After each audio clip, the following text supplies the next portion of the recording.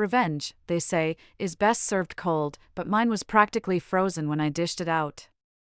Seeing my husband's world fall apart felt sweeter than any win I could have dreamed up. The hospital corridor's fluorescent lights buzzed like a swarm of angry wasps. I gripped the ultrasound photos tightly, my hands shaking, not from joy anymore, but from a dark realization. I overheard Hudson's voice around the corner, plotting to leave me and our unborn son. He had no clue who he married.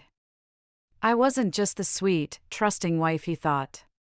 I got my dad's green eyes, sure, but also his sharp mind for strategy, his patience for the long haul, and his ruthless streak when crossed.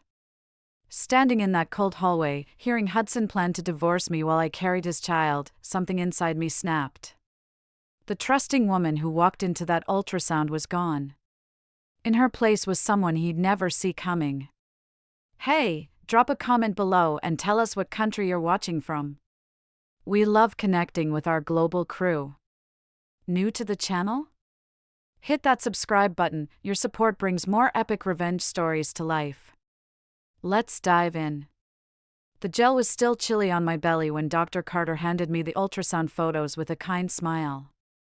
Sylvia, it's a healthy baby boy, she said. My heart leaped as I stared at the blurry image. After 3 years of trying, endless negative tests, and 2 painful miscarriages, Hudson and I were finally getting our miracle. A boy? Our son?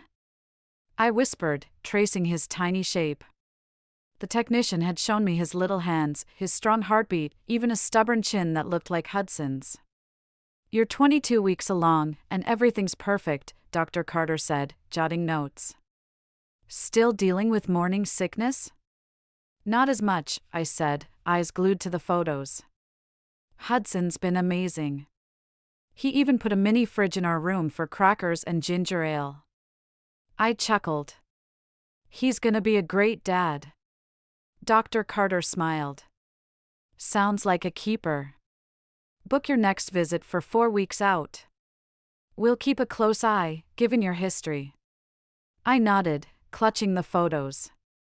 This baby was everything we'd hoped and fought for. Hudson had been my rock, holding me through every tear, never letting me feel the blame for our struggles.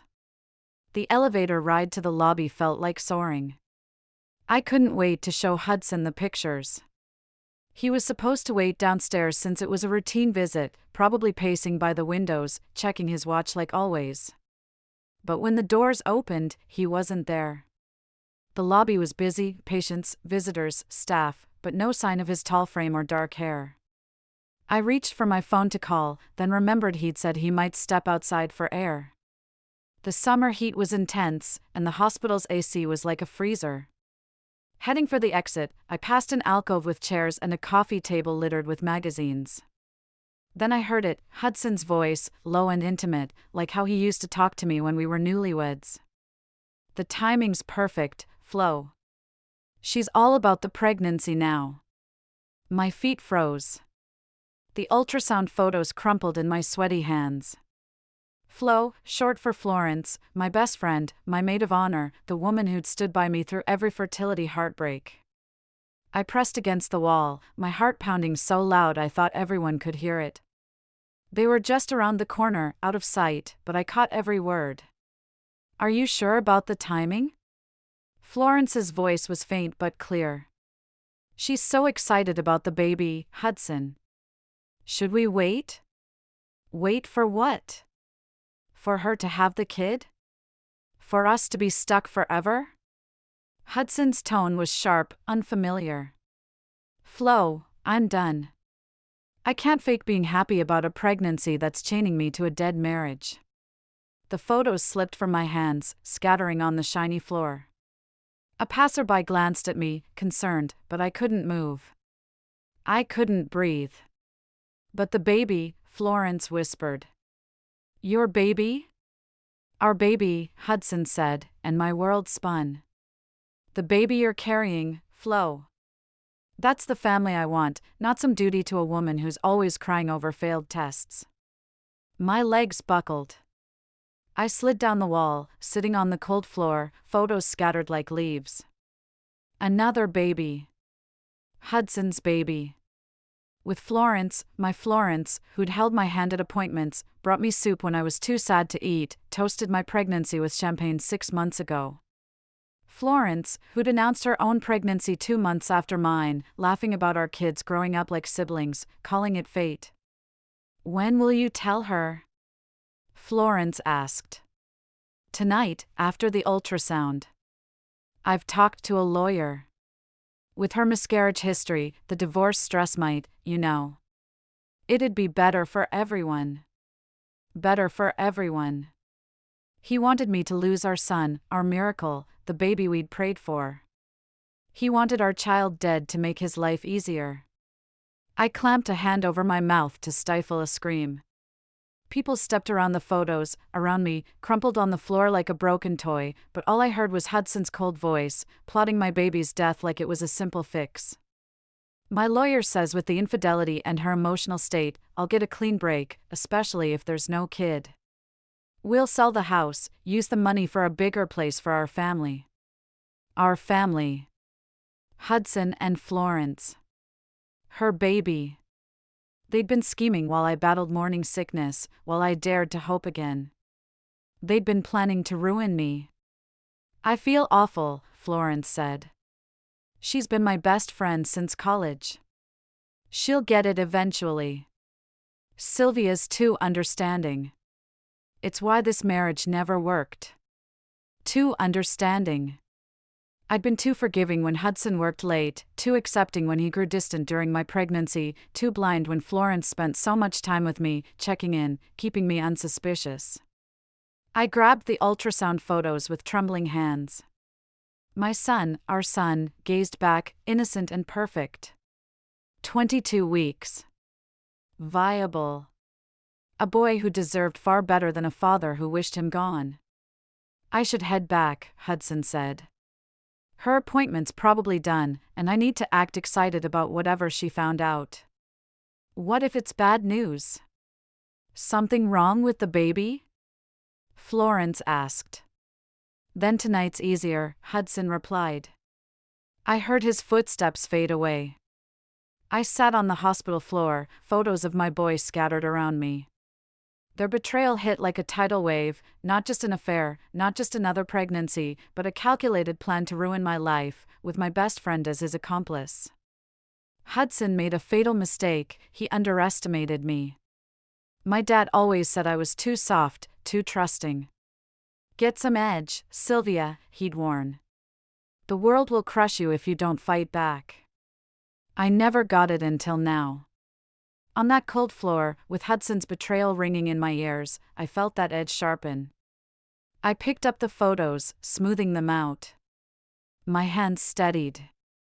My breath evened. The sobbing woman from minutes ago was gone, replaced by someone Hudson would regret crossing. I spent 10 minutes in the hospital bathroom, splashing cold water on my face and forcing a smile in the mirror. I looked normal, thrilled, glowing, like any expectant mom after seeing her baby. Hudson stood by the lobby windows when I came out, right where I'd expected him. He was on his phone, likely texting Florence. When he saw me, he slipped on his loving husband mask, perfected over months. There's my girl. He rushed over, hugging me. His embrace felt like ice. How'd it go? Everything okay? Everything's perfect, I said, meaning it in a way he'd never grasp. Hudson, it's a boy. His face flickered, shock, guilt, fake joy, before settling on a smile. A boy? Sylvia, that's amazing. He spun me around in the lobby, and I laughed, playing dizzy with happiness. Onlookers smiled, thinking we were adorable.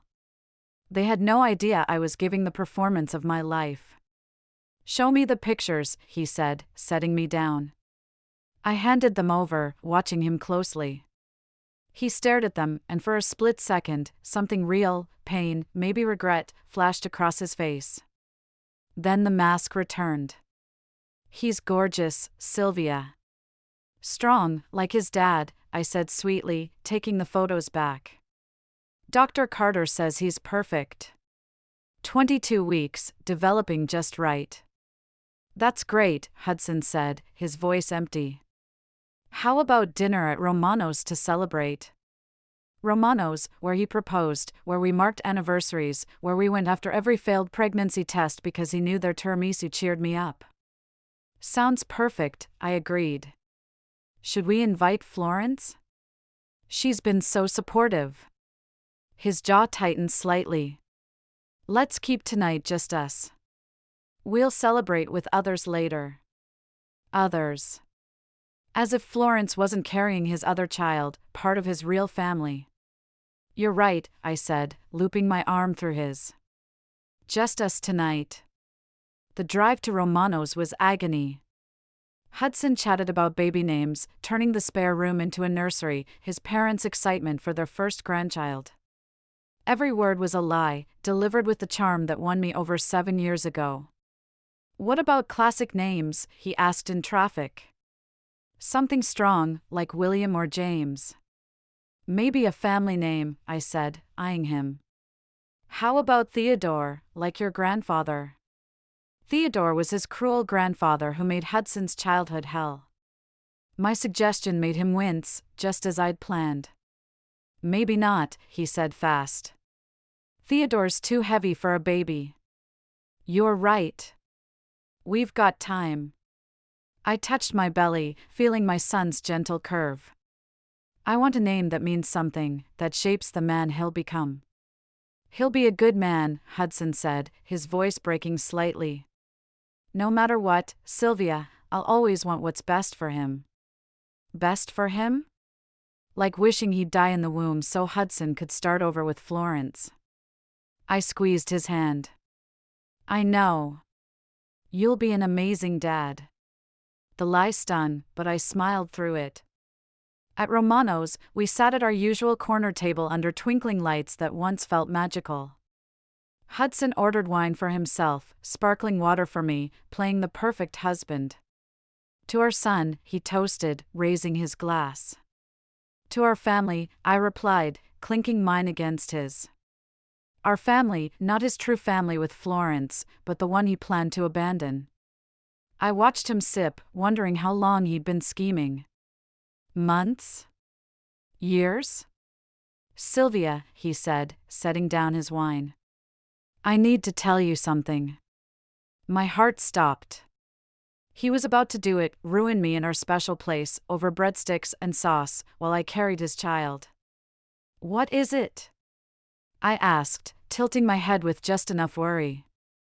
Hudson opened his mouth, then shut it, fidgeting with his napkin.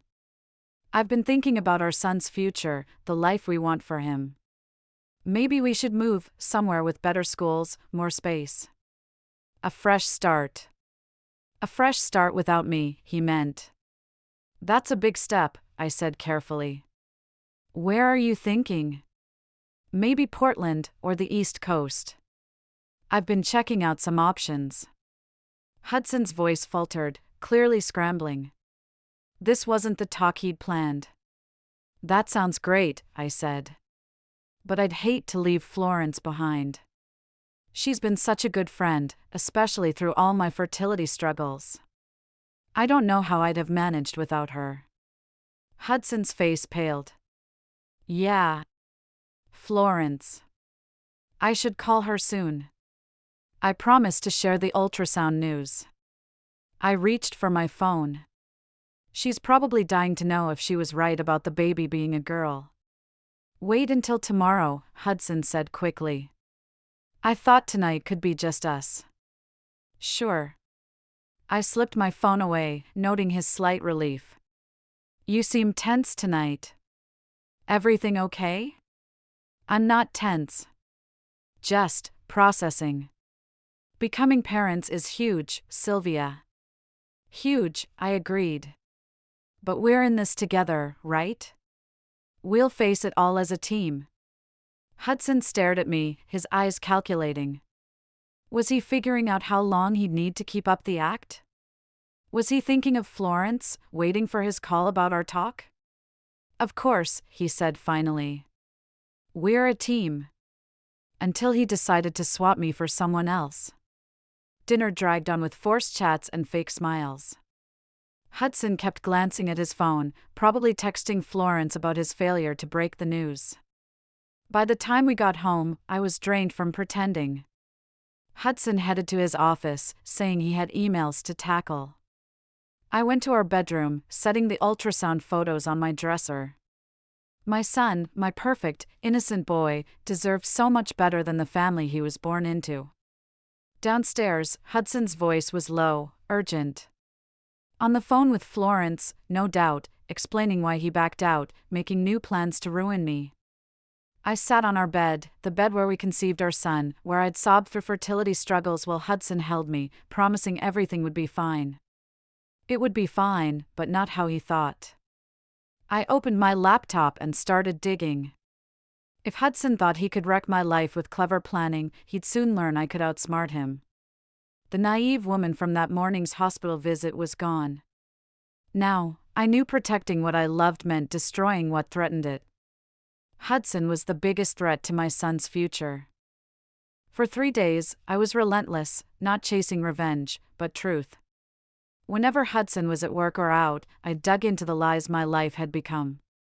I started with Florence's social media, scanning months of posts for clues I'd missed, her girls' weekend in March, when Hudson claimed he was at a work conference, cropped photos from restaurants we'd visited for special dates, subtle changes in her face and body I'd chalked up to pregnancy glow, now suspicious. I made a laptop folder called Baby Planning and built my case, screenshots, dates, credit card statements from our joint account. Hudson wasn't careful, probably thinking I'd never check.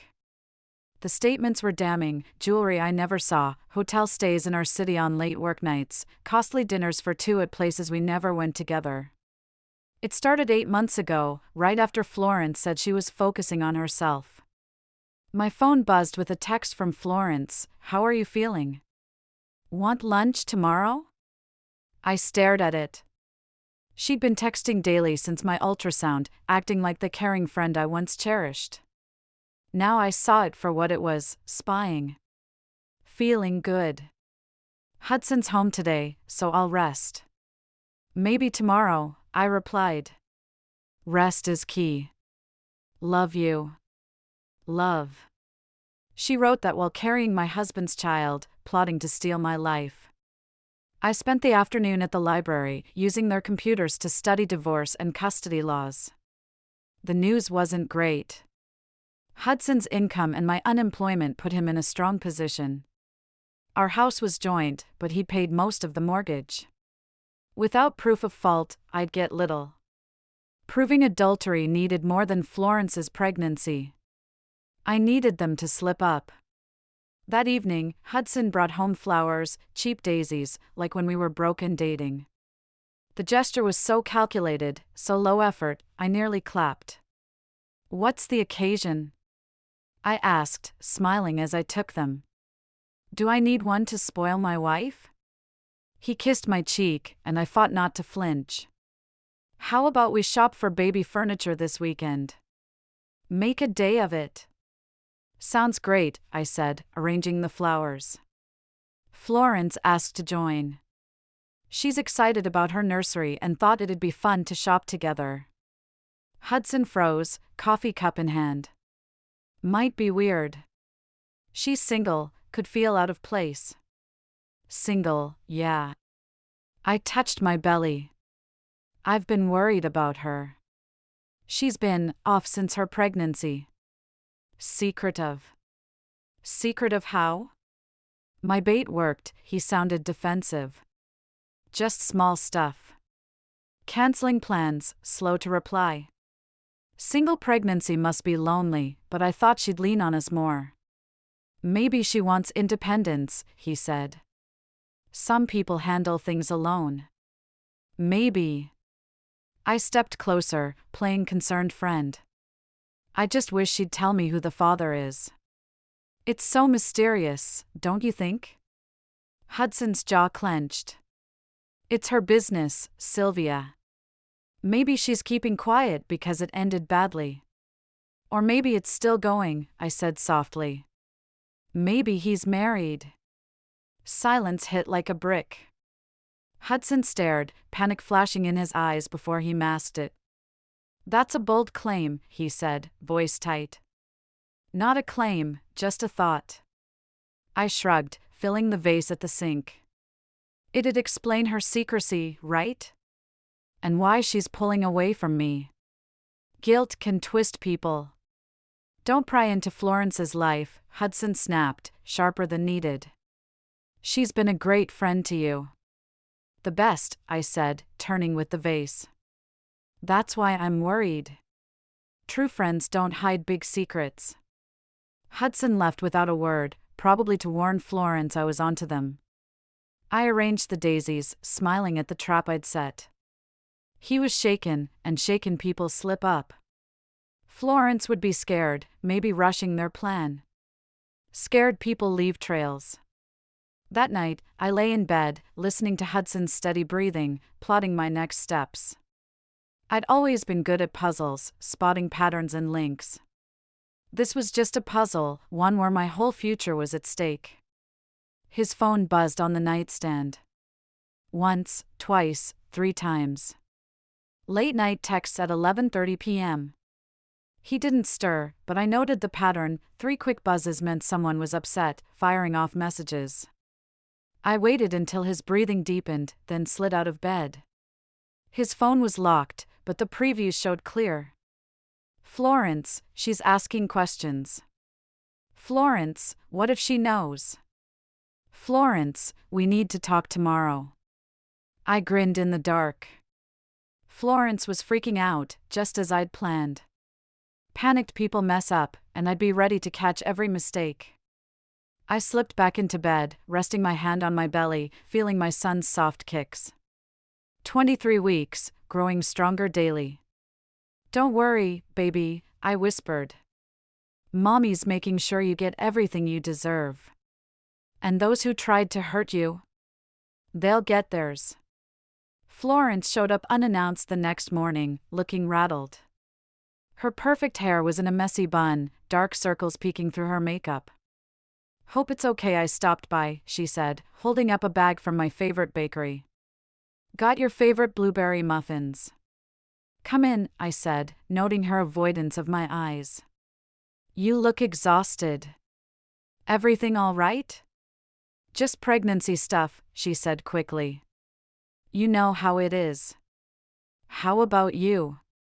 We sat in the kitchen where she'd comforted me through 2 miscarriages, promising my time would come. The irony stung. I'm good. The baby's kicking a lot. I touched my belly, watching her. Dr. Carter says it's a great sign. He thinks I'll go full term.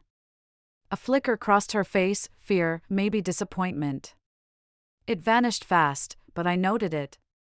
That's amazing, she said, her voice flat. Sylvia, can I ask you something? Anything. Yesterday, when you said my baby's father might be married, why'd you say that? I sipped my tea, choosing my words. Just a hunch. You've been so secretive, and you seem guilty. Like you're carrying more than a baby. She flinched. Guilty about what? I'm not sure. That's what bothers me. I leaned in, playing the concerned friend. You can tell me anything, Florence. You know that, right? I'm here, no matter what you've done. For a second, I thought she'd crack. Tears welled, her hands shook on her mug. But she pulled herself together, the moment passing. There's nothing to say, she said. I messed up with someone unavailable. Now I'm dealing with it alone. That's it. Unavailable, I echoed. Married. It doesn't matter who he is. He chose someone else. Her lie was smooth, almost impressive. I'm sorry, I said gently.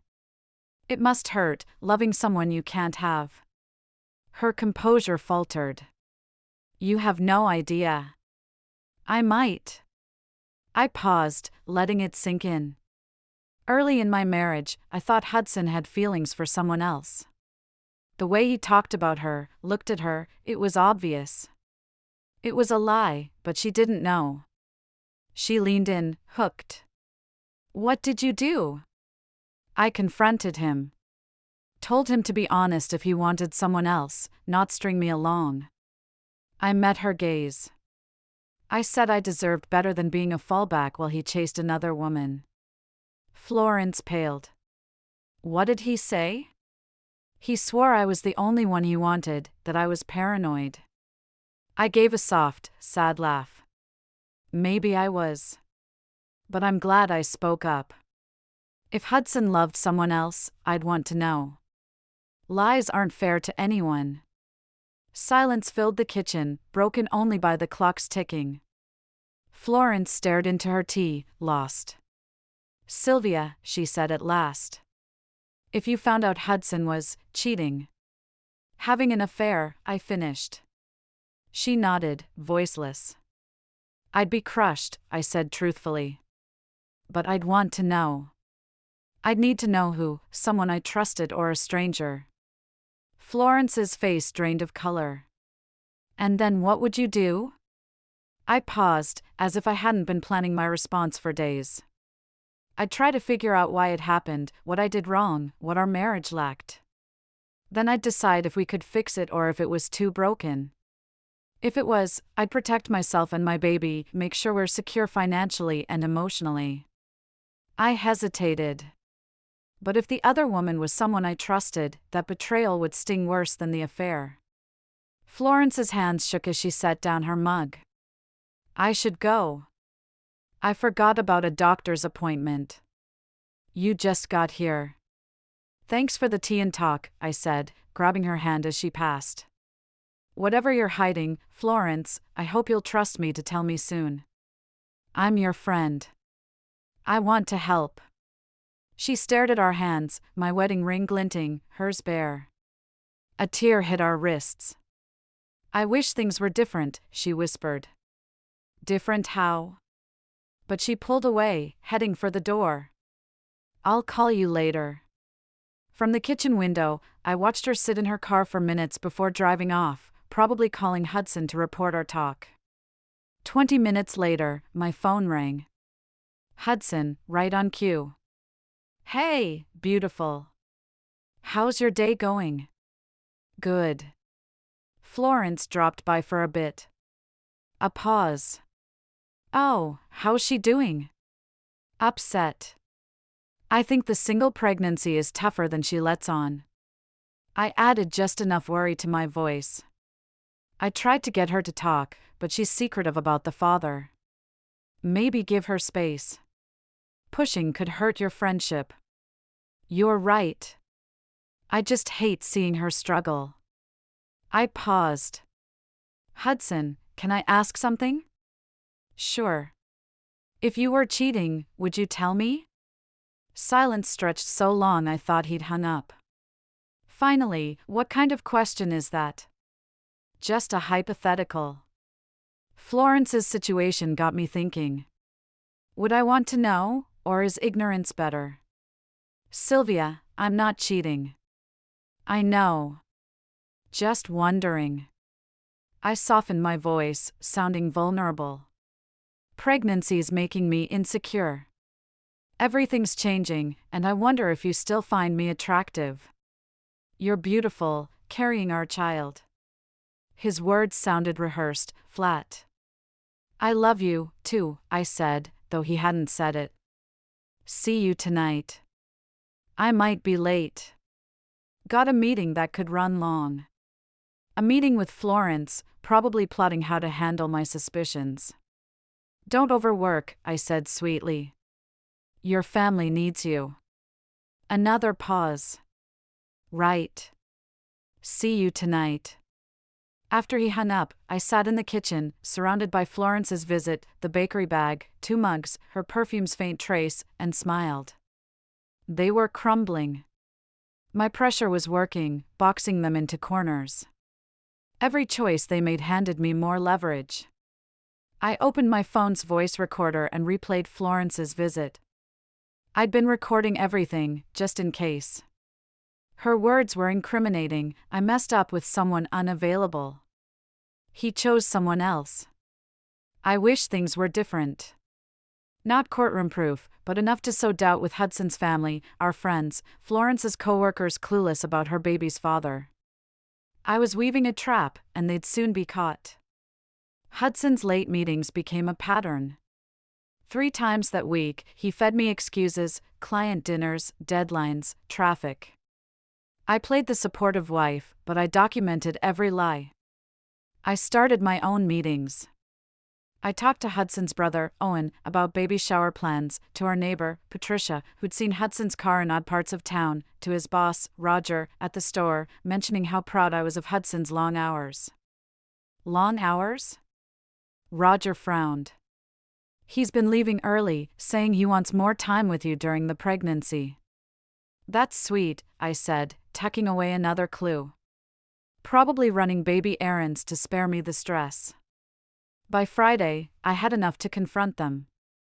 But I didn't want just evidence, I wanted a confession, their own words to bury them. Then I remembered the dinner party. Hudson and I were hosting his coworkers and their spouses next Saturday, a yearly tradition since his promotion. He'd wanted to cancel because of my pregnancy, but I insisted we go on. It'll be good practice for hosting with a baby, I'd said. And everyone's been so supportive. I want to celebrate with them. Now, I saw the perfect chance to spring my trap. At breakfast Friday, I said to Hudson, I've been thinking about the dinner party. Would it be weird to invite Florence? She's been so lonely, and she'd love meeting your colleagues. He nearly choked on his coffee. Florence at my work dinner?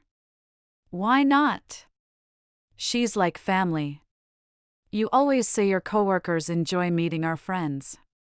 I tilted my head innocently. Unless it'd be inappropriate? No, it's a couples thing.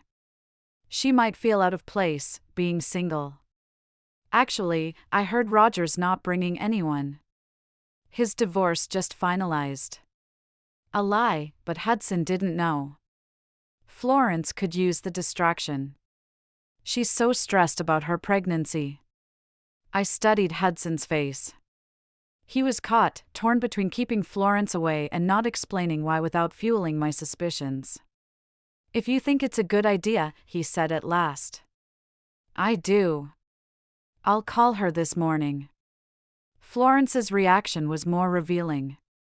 When I invited her, she paused long before answering. I'm not feeling social lately, Sylvia. That's why you should come. You've been too isolated. I kept my tone warm, like a sister. Plus, I need you there. These work events are all shop talk and golf stories. You'd make it fun for me. What did Hudson say about me coming? Her question confirmed my suspicions. Why would his opinion matter more than mine for my own party if they weren't hiding something? He loved the idea, I lied easily. He's always saying how much he enjoys your chats. You two connect so well. Another pause. If you're sure it won't be weird. Not at all. It'll be great. After hanging up, I planned the evening meticulously. The seating had to be perfect, Florence and Hudson where I could watch them, but subtly, so others wouldn't notice. I'd steer the conversation carefully. Most importantly, I needed a moment for the truth to slip out. Saturday brought cool weather, ideal for the cozy dinner I'd planned. I spent the morning cooking Hudson's favorites, braised short ribs, roasted veggies, the chocolate tart that wowed his boss's wife last year. Everything had to be flawless. Florence arrived early, as I'd hoped. She looked stunning in a navy dress that hugged her pregnant belly, her hair in soft waves, reminding me of her as my maid of honor at our wedding. You look gorgeous, I said, meaning it. Pregnancy suits you. Thanks. You look amazing, too. Cooking all this at 6 months pregnant? 6 months. 24 weeks. My son could survive now if needed. That thought gave me strength. Hudson suggested a caterer, but I wanted to cook, I said, guiding her to the kitchen. I wanted it personal, special. This might be our last party before the baby. Florence helped with appetizers, her hands trembling slightly. She kept glancing at the door, waiting for Hudson. "Florence, can I ask something personal?" Her hands froze. "Sure. Have you thought about what you'll tell your baby about their dad when they're old enough to ask?" Her face paled. "I haven't decided. Kids are curious. With our babies so close in age, they might ask each other questions." I arranged crackers neatly, avoiding her eyes. "I hope it won't be awkward, one dad around and one missing." "Maybe the dad won't be missing," she said softly. "Oh, is there hope for getting back together?" "I don't know. It's messy." "Those situations always are," I said, "especially when other relationships get hurt." Florence's fingers shook as she set down the cheese knife. "Sylvia, I need to tell you something." My heart pounded, but I stayed calm. "What?" The doorbell rang, cutting her off. Hudson's colleagues arrived, and the moment vanished in a wave of greetings. Roger brought his wife, ruining my lie about his divorce, but Hudson was too frazzled to notice. Patricia and her husband brought wine. James and his new girlfriend shared Greece vacation stories. I played the perfect hostess, keeping drinks filled, conversations lively, the mood upbeat. But underneath, I was running an experiment. I sat Florence across from Hudson at the dining table, with me at the head to watch them both. During dinner, I steered the talk to stir tension. "Florence has been my rock during this pregnancy," I said over the main course. "I don't know how I'd have managed without her, especially in those scary early weeks when we weren't sure things would be okay." Hudson's fork clinked loudly on his plate. Florence's face went white. "It's great to have such caring friends," Patricia said. "When I was pregnant with my twins, my friend Sarah helped with breakfast every morning." "Exactly like Florence," I said, smiling at her. "She was here almost every morning, making sure I ate, keeping me company." Sometimes I felt bad she spent so much time here instead of focusing on her own pregnancy. "I didn't mind," Florence mumbled. "And Hudson was working late so often," I added. "Florence was usually here when he got home. You two probably saw each other more than he and I did for a while." The room went quiet. Roger coughed and switched to football, but I saw people notice the odd tension. After dinner, while I prepped coffee in the kitchen, Florence appeared. "I can't do this," she said, voice shaking. "Sylvia, I can't keep pretending." "Pretending what?" I asked, knowing exactly what she meant. "You know. You've known for days, haven't you? The questions, the things you've said." Her voice cracked. "How long have you known?" I faced her, dropping the act. "I heard you at the hospital after my ultrasound." Every word. Florence's legs buckled, and she sank into a chair. "Oh God. Sylvia, I'm so sorry. I never meant for this to happen," she went on, "but it did. And you acted like my friend while plotting to ruin my life." "It's not like that. I love you. You're my best friend, and I hate myself for this, but not enough to stop." Florence's tears streamed as she looked at me. "Hudson says he's leaving you anyway, that your marriage died years ago. If I don't stay with him, he'll find someone else, and you'll lose everything for nothing. So, you helped him betray me. How kind of you." "I'm pregnant, Sylvia. With his child. What was I supposed to do?" "Be my friend," I said quietly. "Tell me the truth, not help my husband scheme against me." Laughter drifted from the dining room, Hudson charming our guests while his wife and mistress clashed in the kitchen. The normalcy felt like a twisted dream. "What will you do?" Florence asked. I stared at her. The woman who held my hand through miscarriages, stood by me as maid of honor, vowed to support me always. The woman now carrying my husband's baby while faking friendship. "I'm not sure yet," I said truthfully. But Hudson made a fatal error when he betrayed me. What's that? He didn't realize what I'd do to protect my child. I returned to the dining room, leaving Florence with her tears and guilt. I served coffee and dessert, chatting and smiling at all the right times. But my mind was racing, plotting, scheming. By 11 o'clock, guests left, praising the food and promising return invitations. Florence slipped out with a quick goodbye, her eyes red. Hudson cleaned up in silence. "Nice evening," he said, loading the dishwasher. Everyone seemed happy. Florence looked upset, I noted. She left fast. Pregnant women get emotional. Probably nothing. Nothing. Our marriage's ruin, our friendship's betrayal, the threat to our son's future, nothing to Hudson. "I'm exhausted," I said. "I'm heading to bed. I'll be up soon. Just finishing cleanup." But in our bedroom, I heard Hudson's low, urgent voice from his study. I pressed my ear to the wall, catching bits, "She knows. Gotta move quicker. Can't delay anymore." I smiled in the dark. Phase 1 worked. I'd forced them out, made them desperate, pushed them to slip up. Now, Phase 2 began. Sunday morning was gray and rainy, matching my mood as I sat with tea and my laptop. Hudson left early, claiming a golf game. I knew he was meeting Florence, likely panicking over their exposed secret. They didn't know I'd spent the night laying traps. My first call was to Hudson's mom, Eleanor. She never fully warmed to me but adored her son and was thrilled about our baby. She picked up on the second ring. "Sylvia, how are you feeling, dear?" "I'm worried, Eleanor, and I need your advice." "Of course. What's wrong?" I laced my voice with concern. "Hudson's been working late, staying out a lot. I'm worried about his stress. Expectant dads need to take care of themselves, too. Have you talked to him?" "I've tried, but he dismisses it as work pressure." I paused.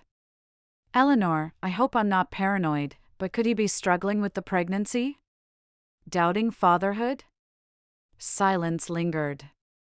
Then she asked, "What makes you think that?"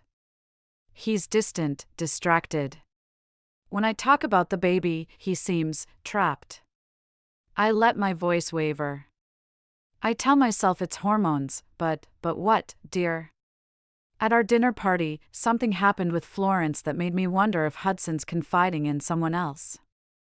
They seemed too close, and when I brought it up, they got nervous. "Florence Miller, your maid of honor?" "Yes. She's pregnant, too, due just after me." I paused, as if struck by a thought. "Eleanor, you don't think Hudson would? I mean, if he's doubting our marriage, our baby, would he do something reckless?"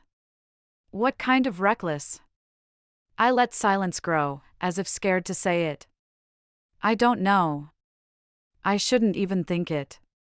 But Florence is so secretive about her baby's father, and Hudson's been distant, with all these late meetings." "Sylvia," Eleanor's voice sharpened, "are you saying Hudson's cheating with your friend?" "I don't want to believe it, but I'm scared. I'm scared he doesn't want this baby, that my best friend's hiding something big." My voice cracked perfectly. "I don't know what to do." "Stay calm," Eleanor said firmly. "I'll talk to my son." I hung up and called Hudson's brother, Owen, then his sister, Angela, with similar stories. By noon, I'd planted doubts with his whole family, making them question why their perfect son was acting odd during his happiest moment. At 1:30, my phone rang. Hudson, panicked. "Sylvia, what did you tell my mom?" "What do you mean?" She called, accusing me of cheating with Florence. "Said you're worried I don't want the baby." "Where'd she get that idea?" "I called her because I'm worried about you," I said, voice tinged with hurt. "You've been so secretive, Hudson, always gone. I thought you might be doubting the baby, so I asked her advice on supporting you." "So, you said I'm cheating?" I didn't say anything for sure. I told her Florence has been acting odd, and you two seem to share a secret. I paused. Hudson, if something's going on, please tell me. The uncertainty is tearing me apart. Nothing's happening, he said, his voice weak. I can't believe you'd call my family with crazy accusations. They weren't accusations. Just worries from a pregnant woman who loves her husband. I let my voice tremble with tears. I'm sorry if I messed up. I didn't know who else to ask for help. Silence hung heavy. When he spoke, his voice was weary. We need to talk. I'll be home soon. I'll be here. I hung up, smiling. Hudson was rushing home to do damage control, to convince me I was imagining things. Too late. The chaos I'd started was beyond his control. My phone buzzed with Florence's text. Hudson told me what happened. Can we meet? I need to explain. I stared at it, then replied, come over. Time to be honest. She arrived before Hudson, perfect timing. She looked awful, pale, shaky, eyes red from crying. Sylvia, please, you have to understand. Come in, I said softly. Sit. Tell me everything. We sat in the living room, where Florence helped hang baby photos last month, held me through miscarriage tears, toasted my pregnancy with cider. It started 6 months ago, she whispered. I was a mess after breaking up with David. Hudson was working late. We met at that coffee shop near his office, and he offered to buy me dinner. And you agreed. She nodded. It was innocent at first, just friends talking. Hudson was so easy to open up to. I vented about my job, being single, feeling left behind while everyone else moved forward. Including you. Including me, I echoed. He said he felt trapped, that your focus on getting pregnant made him feel like a tool, not a person. Her words stung, but I kept my face calm. So, you connected over resenting me.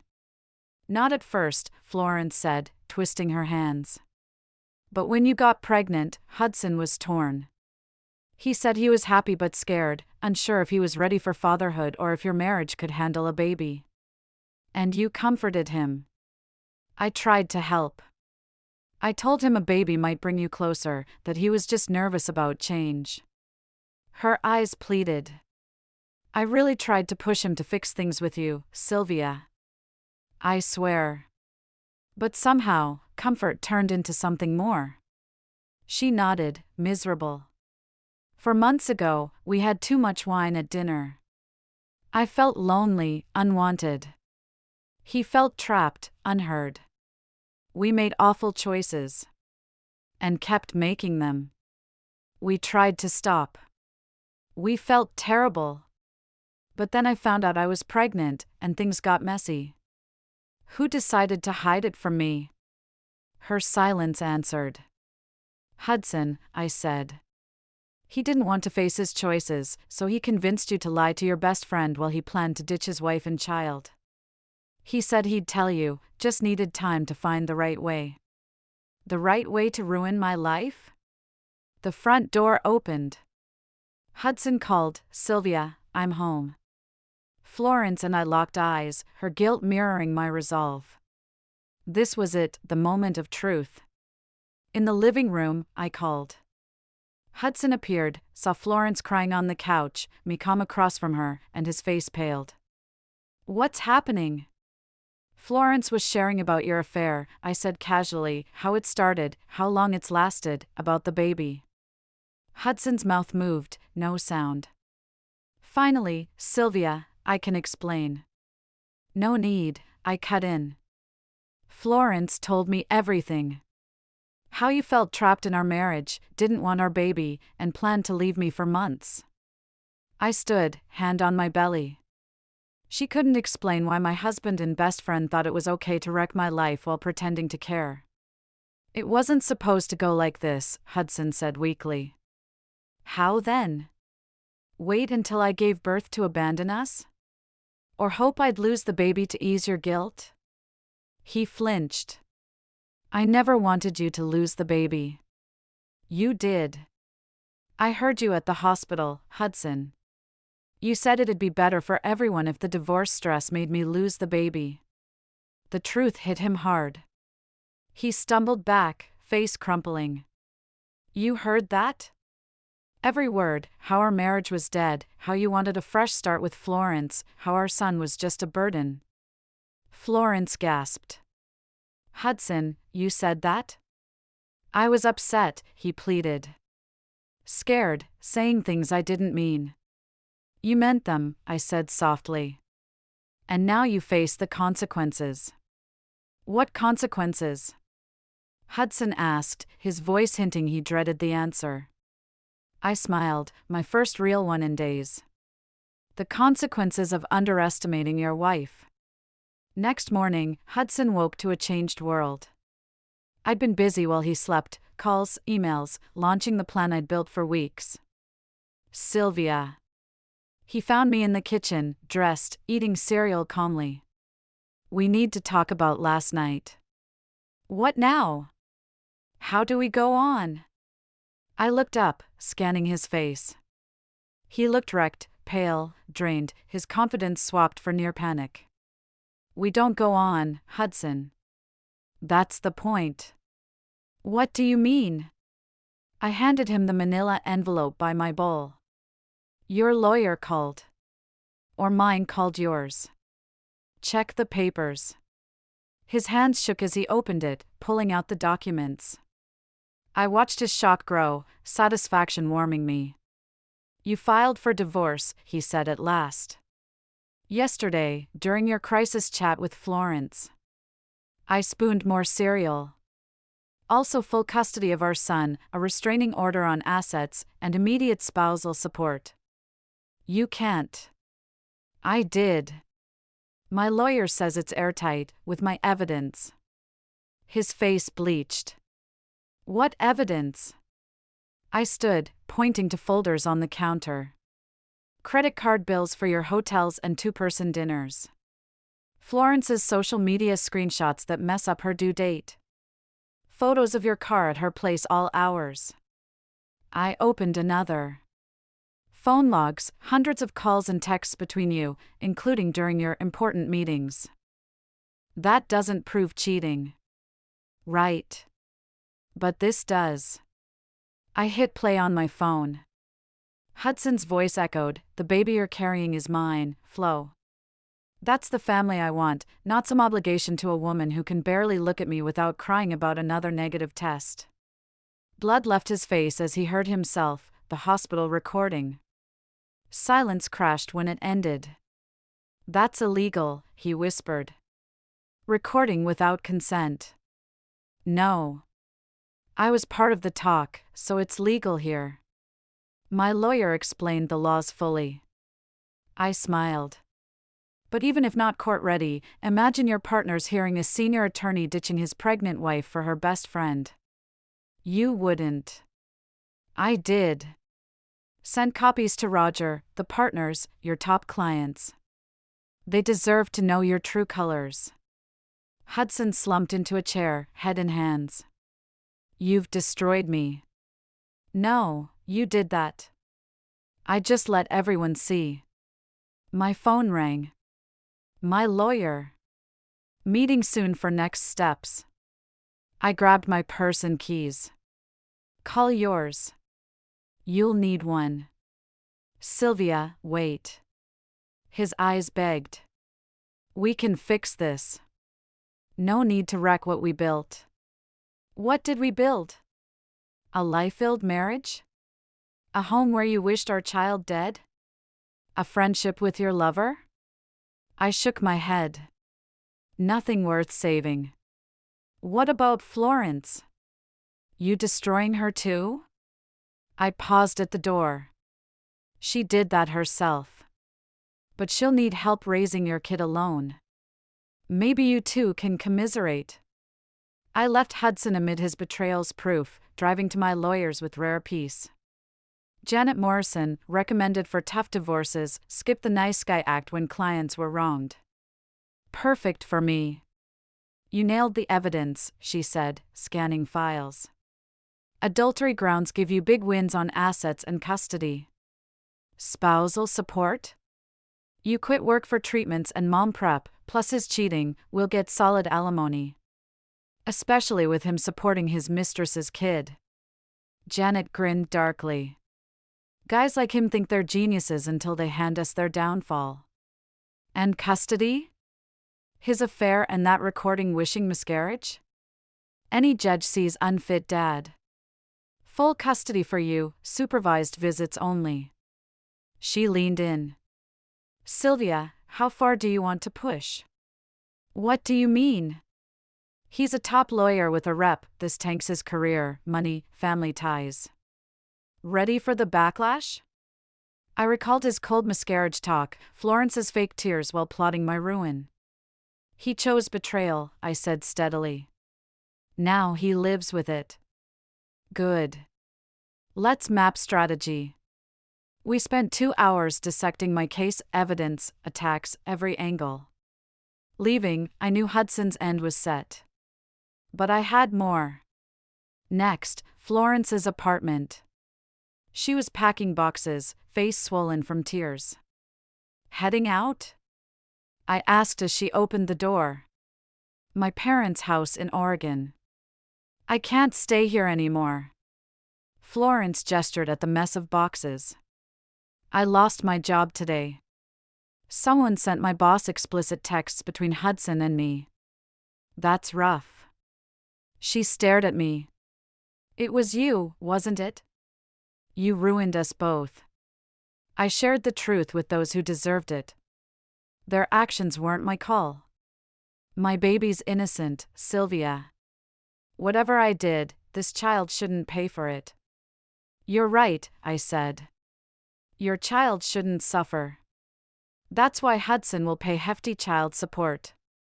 My lawyer's already on it with his. Florence's face fell. I never wanted this. I loved you. You were my best friend. Best friends don't sleep with each other's husbands. They don't plot to destroy each other's lives. I stepped closer. But you're right about your baby. Maybe they'll grow up wiser than their parents. I left Florence sobbing in her half-packed apartment and came home to Hudson with his lawyer, Carter, a nervous-looking man who clearly wanted to be elsewhere. Mrs. Smith, Carter said as I entered. I've reviewed your demands with my client. They're quite steep. They're fair, given what happened. My client offers a fairer deal, 50-50 assets, joint custody, modest support for 2 years. I laughed. No way. Sylvia, be reasonable, Hudson said. You're trying to take it all. I'm claiming what I deserve as the betrayed spouse. Your lawyer can explain how adultery impacts settlements here. Carter coughed. Mrs. Smith, your evidence may not be as solid as you think. I handed him a USB drive. Recordings of Hudson admitting the affair and hoping I'd miscarry. Videos of him at Florence's apartment. Bank records of him spending on another woman during our marriage. I smiled. Need more? Carter's face paled as he checked the drive. This is thorough. My client's ready to go public if needed. Hudson's colleagues already have some of this. The Bar Association might love the rest. You're destroying everything, Hudson said, voice breaking. My career, my reputation, my future. The future you planned on my life's ruins. I sat across him, hand on my belly.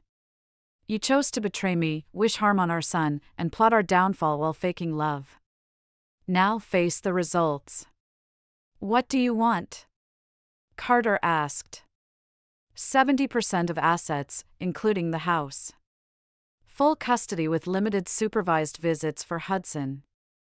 $5,000 a month in support for 10 years, plus a public apology for his cheating and abandonment. That's outrageous, Carter stammered. That's my deal. Accept it, or we go to court and make it louder. I stood. You've got 24 hours. After they left, I sat in my soon-to-be-mine living room, feeling my son's strong kicks, fighting for his future already. Don't worry, baby, I whispered. Mommy made sure you'll have all you deserve. And those who tried to hurt us got theirs. I was rocking Noah in our nursery, my house now, when the doorbell rang. Florence stood there, looking tired but better than before. Hope it's okay I stopped by, she said. I wanted to check on you. I'm good.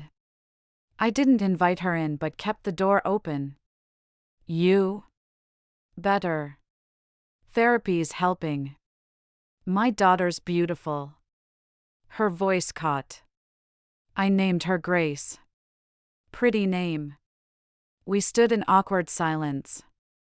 Noah cooed, and Florence's eyes flicked to him. He's perfect, she said softly. Looks like Hudson. That chin. He'll be a better man than his dad, I said. Tears filled her eyes. Sylvia, I know I've no right, but could we ever be friends again? Our kids are siblings, and maybe someday. I looked at her, the woman once closer than a sister, who betrayed me worse than any enemy. No, I said gently. Friendship's gone. But for our kids, we can be civil. We can coexist. She nodded, tears falling. I get it. I just want you to know I'm sorry, that I regret it all. I know, but sorry doesn't fix the damage. It just means you see the cost of your choices. Florence left, and I returned to the nursery, gazing at my garden. Hudson signed the divorce papers 3 days before Noah's birth, taking my terms to avoid a public trial. He had visitation but used it twice in 6 months. His career was shattered, his reputation gone, his family ties broken. Florence's daughter would grow up in Oregon, away from the scandal. Hudson would pay support for both kids, a reminder of his costly choices. Noah would grow up knowing I fought for him before he was born, refusing to let anyone harm his future or his worth. Those dark months taught me something vital. I wasn't the soft, trusting woman everyone thought. When pushed, when my son was threatened, I could be coldly, calculatingly ruthless, surprising even myself. Some might say I went overboard, that my revenge was too much. But holding Noah, watching the sunset over our garden, ours alone, I felt no regret. Hudson and Florence chose their desires over loyalty, selfishness over love, quick thrills over the lives they shattered. I just ensured they faced the full weight of those choices. Noah stirred, his tiny fist grabbing my finger. He'd grow up safe, loved, never doubting his worth or wondering if his father wished him dead for convenience. That was worth any cost.